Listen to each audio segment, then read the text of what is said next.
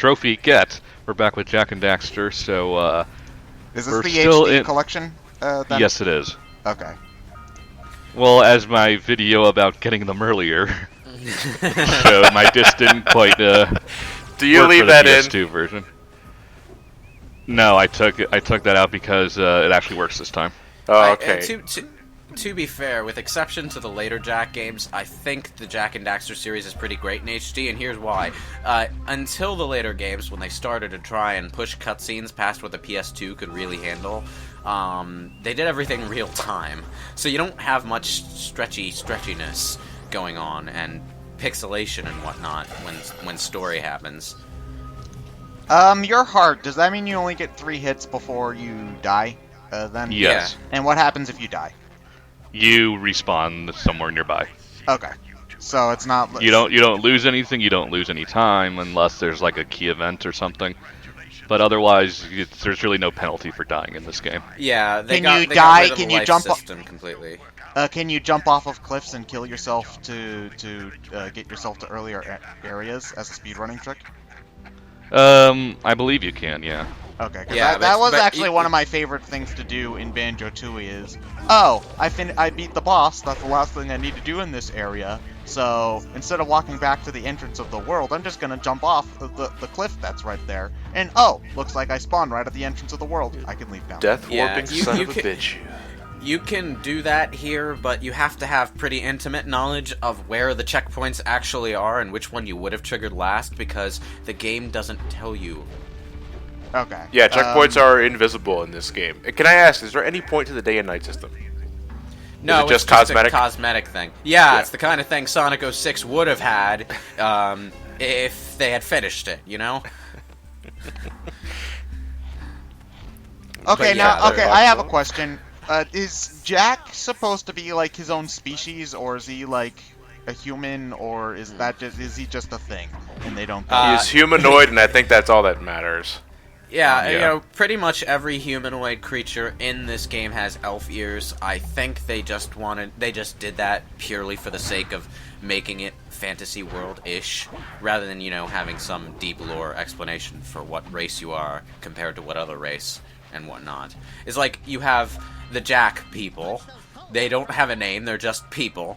And then there are the Lurkers, who are the main bad guy mooks in this game and appear in later games as, you know, a race of people that are also under siege by the metalheads that have taken over the world. And now that I think about it, it's kind of like Half-Life, where you spend the whole first game beating this one race up with a crowbar, and then suddenly they're your allies in the second game, and it's really awkward. And the egg things are those precursor orbs you were talking about, right? Yeah.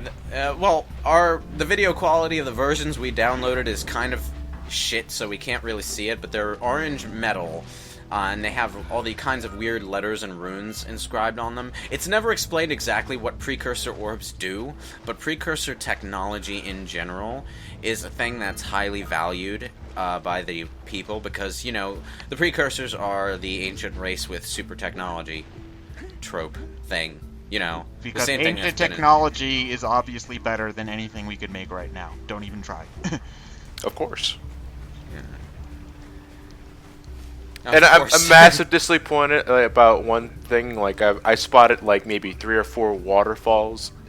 What I played, not a single goddamn thing behind any of them. God, What? I mean, What? get that simple no, thing worst game right, ever. guys. 0 out of 10. Will not buy. Yeah, no, this totally doesn't make up for whatever. They do kind of beckon to you. Check behind me. Check behind me. Well, it's only And- like that in the history of video games and since existence.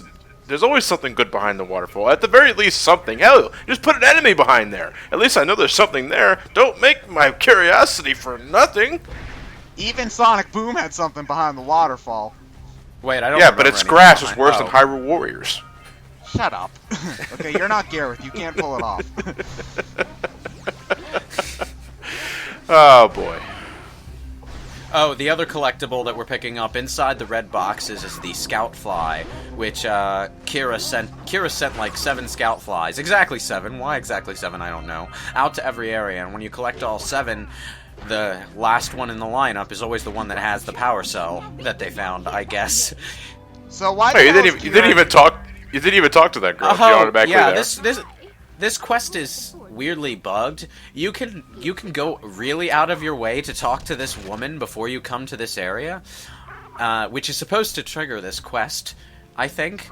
But she always acts as if you have talked to her, whether or not you have. So I didn't bother. Yeah, the flut egg is worth finding regardless because it opens flut riding sections in certain levels, which are nothing like the ones in Crash Bandicoot. Thankfully, they're more like vehicle riding sections where you have full control.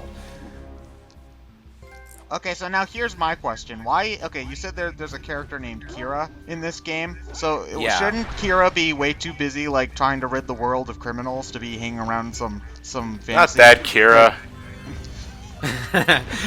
I made an Kira, anime yeah. reference. I feel nerdy. Well, Kira is the mechanic girl in the extremely tight and revealing shirt, who Well, of course. Why would a woman wear anything else? Why do you feel the need to point that out? mainly because it's a bit weird when really cartoony, kid-friendly games do that. Yeah, but that's nothing new, dude. That's they've been doing that as far as I can remember. Oh, look at fucking Jessica Rabbit. Donkey Kong Country is the weirdest one because it's just like, you want to make me have sex with a gorilla. I don't know how to feel about that. Well, it sticks out to me, actually, mainly because the second game onward really pushed fan service. Like, really pushed fan service. Yeah. Well, that was Okay. to emphasize the darker and edgier tones, I'd imagine. Okay. Yeah, it's played for humor, so I don't really mind it, but it's jarring in tone, man. And then they have this dumb love triangle thing with Kira, Jack, and Ashlyn, who I could have sworn got together with the gravelly, edgy dude at the end of the second game, but for some reason they just sort of ignore that in the third game. I don't know why. Now I remember you like it was either you or Ryan complained about Jak 3 at some point. Like, which one's generally considered to be the best game? Well, overall, I would still consider Jak 3 the best in terms of gameplay, but I have a problem with with the beginning of the game because there are way too many vehicle missions. It's like, I don't feel like I'm playing a platformer. I feel like you really wanted to make Jak X combat racing at this point and only, succumbed to temptation when you actually made the racing game. Alright, can I ask a question? Is Yeah. that fish, the thing that just ate Ryan whole earlier, is that punishment for going too far into the water? Yes. Yeah, Okay. that's your boundary. You can't swim out too far. And there are places where you need to swim out to like a level entrance or something where you'll have to stick to shallow water that sort of forms a bridge like a coral reef. And if you go past that boundary, you'll start hearing the heartbeat thing that tells you the shark is coming. The lurker shark, that's Okay, what it's called. that was just lurker one of shark. those things that I assumed because when it was actually in the tutorial level, because there's a beach area in the tutorial level, and you're able to go inside the water, and you're able to go out pretty far. And I was like waiting for the invisible wall to show up, but when one didn't show up, I was like, okay, there's got to be something here that's probably going to eat my face if I go too far. Well, I ain't ready for that sort of shit. I just made a U-turn and went back, but I wanted to know anyway, and you guys just proved me right. Okay. Yeah, Fuck me. in Jak 2, it's not a lurker shark. In Jak 2, it's like automated defense turrets that are placed around the city borders, where they'll pop out of the water and vaporize you if you go too far. I think they have a voice warning, but Baron Praxis is such a prick. They might not even have that. That's a relatively common thing in games, though. Like there's the shark in the first Banjo game during that game's beach level, which is like, nope, you aren't swimming in the water. So yeah. Well, it saves them the trouble and time of programming a "you can't swim for more than 2 days without passing out" function. Well, there probably still is an invisible wall at some point if you action replay yourself to be invincible. Like, there probably is a point where the level just sort of stops. It's just there so that you, so that it's a little bit more, it makes a little bit more sense than the game just not having, just the game just not being there at that point. But by the way, this random side mission, am I the only one who thinks it's a stupid side mission, but finds the yak cows as a farm animal too amusing to care? Oh, is this the get 'em earlier part? Yep. Oh wow, the game. Well, at the very least, the game was kind enough to not make you play too much before it dicked you over that time. Yeah. Did you ever find out what happened? I think the disc was just skipping. I've had a few instances of that with the PlayStation 3 versions of games, specifically with audio skipping. There's your example that you mentioned earlier, and I think we got this on the SGB playthrough of Mortal Kombat, where Shao Kahn's voice clips just like repeated right before the final battle, and that took me out of it. Are we going to ignore Jack roundhouse kicking a yak cow in the face right in front of us? Hey, it gets results. You can goad these yak cows into the barnyard just fine, but you can also hit them. They don't suffer any damage. They don't retaliate in any sense. This is a pretty basic roundabout quest. Yeah, kicking them or punching them, I suppose, is just a moving. Why not both? Faster. It's just get moving faster. It speeds them up for a few seconds. Yeah. But, you know, so it's not one or two can be a little stubborn. I had one that made a U-turn right before he went inside the barn. I was like, "Oh, you motherfucker!" Yeah, you know, the pathfinding for the barn door is kind of wonky if you don't send the yak out like straight directly at it. It's like there. You saw before it went in. It was kind of struggling to orient itself. Yeah. If you want to complete this mission without any trouble, you want to get them a little far away from the barn, then turn them toward it, and then have them going straight at the barn door, so they don't have to pathfind themselves. Oh, those stubborn yak cows. This guy is so lazy that he gave us a precursor power cell just to round up his yak cows for him so he could nap. Hey, I'm not complaining, it's a power cell, but still. I mean, I'm pretty sure this thing is worth more than a farmhand's salary. And you get the thingies in order to open up more areas. Yep. Okay, that's pretty standard. You know, that's platforming 101. Like we have to get 20. Yeah. You have to get, I believe, 75 to complete the game. And how many are there? 101. Okay. Yeah. Do you go for all of them, or are you skipping? No. Okay, you're skipping more. I'm going for enough just to beat the game. Okay. Yeah, the cliffhanger ending really isn't anything special. It lasts about 20 seconds. So. And if you're playing the Jak and Daxter collection, then there's nothing to cliffhang about. So. Yeah. Yeah. Oh my gosh, guys! There's gonna be a sequel. What? Really? It's not like the box said Jak 1, Jak 2, and Jak 3. So the Jak and Daxter collection is just Jak 1 3 times. Although, well, it's the cliffhanger ending. I say it's a cliffhanger ending, but what they actually unlock with the 100 power cells that you get is what triggers the problem in Jak 2. Why did I say Crash 2? So that means that Ryan's doing a non-canon ending then. Oh, look. No, it's just the bonus ending is just an extension of the actual ending. This is kind of something I don't bother with until after I've gotten all the villagers' precursor orbs stuff, but you can get 120 precursor orbs. Why are you swimming over the non-shallow water? You're going to die. Stop. No, I'm good. Oh, this is a safe area. Okay, it doesn't look like one. You're making Lois cry. I don't think you can actually use the boat until the fisherman tells you can. Yeah, I don't know this, though. So is Dr. Claw, is that the person you tend to go out of your way to get the prequel? I only say Dr. Claw because the guy sounds like he's voiced Dr. Claw in Inspector Gadget. Do you guys go out of your way to get him? Wait, what? Which Dr. Claw are we talking about? No. The giant skull thingamahoozy. The giant skull thing that Ryan just talked to. Oh, that. Yeah, the precursor monoliths. They're more expensive than the precursor orbs you can buy from the villagers, which is why I save them for last. Yeah. They uniformly cost 120 power cells per precursor orb, and they usually have 2 apiece. I think you got. on the other hand. Wait, I think you got your wording mixed. Yeah, Yeah, 120.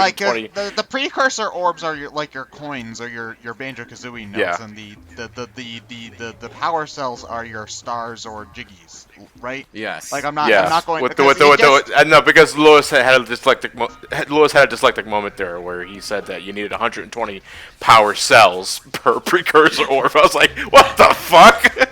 It's like, no, this is one of those games. I'm trying to imagine that in a different game. Luigi, I just spent the 3,000 power stars to get this coin. What? Are you fucking out of your mind, Mario? I will say that this area out of the first world's areas is one of my favorite, specifically because, as you can see, it's a lot more compacted than the other areas we've been through so far.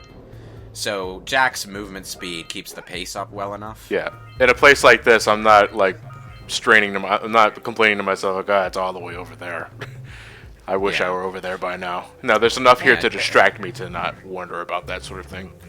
And do you have any kind of like ability to make yourself go faster or Roll jump. Well, like that. Which I discovered I discovered that by accident. It was actually right before I discovered the monolith for the first time because I couldn't just make it with my double jump and spins. Spamming the spin dash in Sonic Boom. I just, for some reason, tricks like that always, like, I don't like doing them like that, or like the thing in Ocarina of Time where like you like rolling in Ocarina of Time, or doing that thing where you like side jump or whatever, or watching people backdash through Symphony of the Night playthroughs. You hate it when your means of dodging is faster than your default running speed. No, I don't mind that. It looks so ridiculous.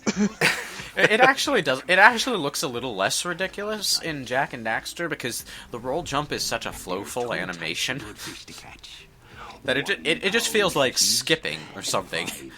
It's like, you know what? I think it's the same sort of reaction I think you guys had to meet Hero Wedding through Paper Mario. No, but I understand why you do it. The other thing, this mission, right? This is kind of fucking annoying, but not because it's badly designed. It's just kind of hard to not catch those poison fishes. I think it's sometimes. the most difficult part was being precise with the net. Yeah, Like, it's a bit loose. Yeah, it's very easy. It's very easy to overshoot. This is the kind of game where it'd be better with Wii Motion Control or a pointer controller, a stylus on a touchscreen. It looks like a Mario Party minigame. I'm not gonna lie. Yeah, it sort of is, honestly.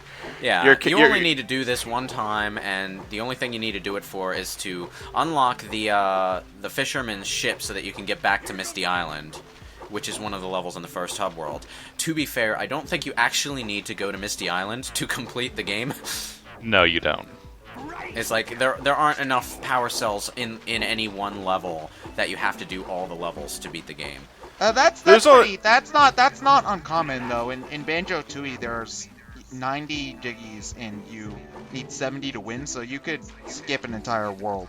Oh god, I hate this part where it's all poison fish and then one 5-pound fish. Ah. There's something though I legitimately don't like about this game is that sometimes when it gets, I'm not sure if the fishes are RNG or anything, or if they're set. Like I know it's a set pattern. If it is, I didn't really notice it. I do know they speed up as the game goes along, but there are times where at high speed there is just no way you can catch all the fish. You're going to miss, like through design, and I call foul on that one because I don't like that sort of thing. Actually, to be honest, I've caught all the fish myself. Really? So is there a trophy for it? It's certainly doable.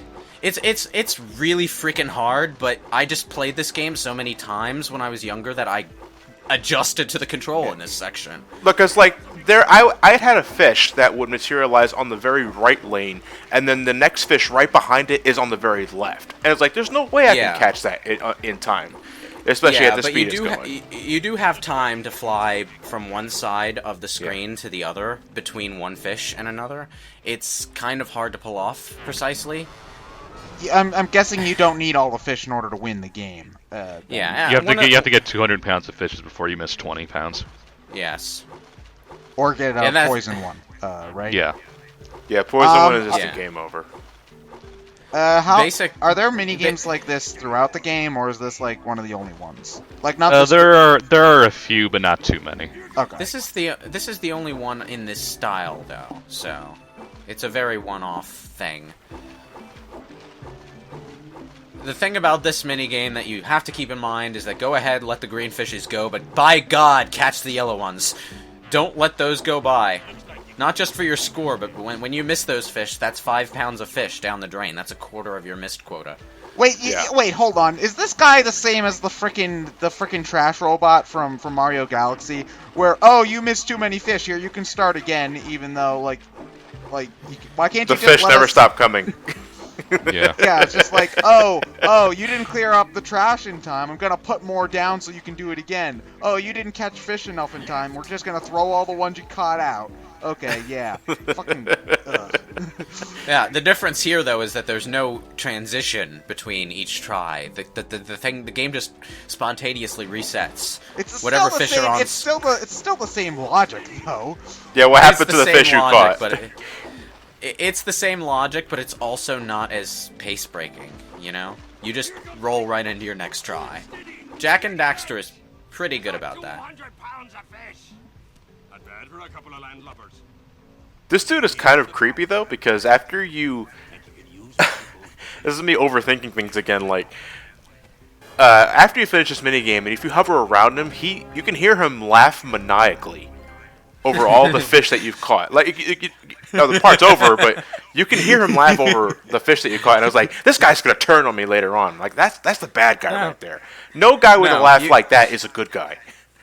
No, you can hear him laughing, not just when you're hovering near him, but from the bridge up above him, too. Yeah, that's what I'm getting at. It was like, just around him, it was like, holy shit, this is a bad guy. I just Hey, gave him he his was minions. No, I just gave him his minions. Could attack me with his fish people.